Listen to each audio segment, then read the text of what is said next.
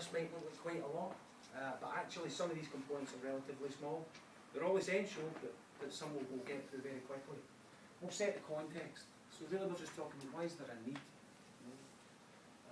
What are drugs-related death figures like? What drugs are involved? That kind of thing. We then need to look at the methods and models of delivery for community-based naloxone training. Because ultimately what we want to do is take naloxone to the people in the communities. We don't want to expect people in the communities to come for naloxone. Yeah? Then of course there's the overdose prevention exercises. Everybody in here is making reference to what their experience or knowledge base might be. Some of that I want to challenge, because this is a community and we have a collective of folks in here with a range of experience and understanding. All of it is valuable. So even if you're sitting there thinking, I don't really know an awful lot about X, Y, Z, let me assure you, you probably know more than you think. Yeah? A lot of what we'll cover over the next 2 days, it's not rocket science and it's not necessarily brand new information. All of the overdose prevention stuff is evidence-based. Yeah? It's all borne out evidence. There's nothing here that's made up. Okay? So everything we talk about, we can come back to the evidence for it. We look at the National Naloxone Programme in Scotland, and again that's just to give you a feel for what's happening over the sea. That programme only began 5-6 months ago, nationally, but we'll give you some overviews on that.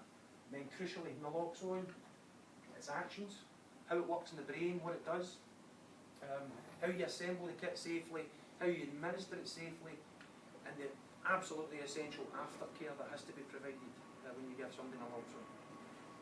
Patient group direction, we don't have a patient group direction at present in Northern Ireland, but I'm conscious it may be a thing that you'll work towards. A patient group direction allows us to make supplies in a more unplanned way. Yeah. You do currently use PGDs, twin mix and the like, so it's a thing you do. Then we look at the 4-step approach to adult learning motor skills. Okay, so there's a process we can assist people to go through to integrate the learning of motor skills. So we'll have a good look at that. And again, your focus will be, if I'm going to teach someone else how to do this, that's the steps that I want to follow. Dealing with the unconscious casualty who is breathing. Yeah. Who here's done first aid before? Who's done a first aid course? Who's done a first aid course in the last 3 years?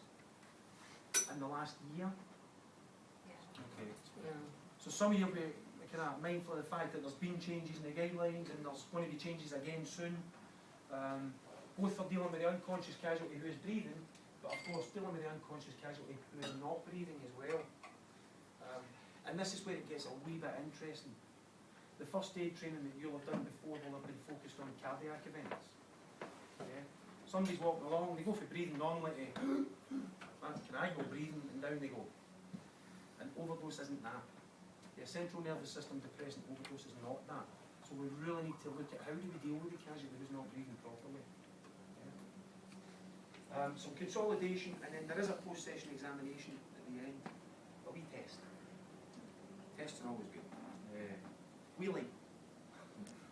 And we never ever reveal what the pass mark is because we're never sure. So, but there is a small test and then some evaluation stuff after that. We won't evaluate you to death, I promise.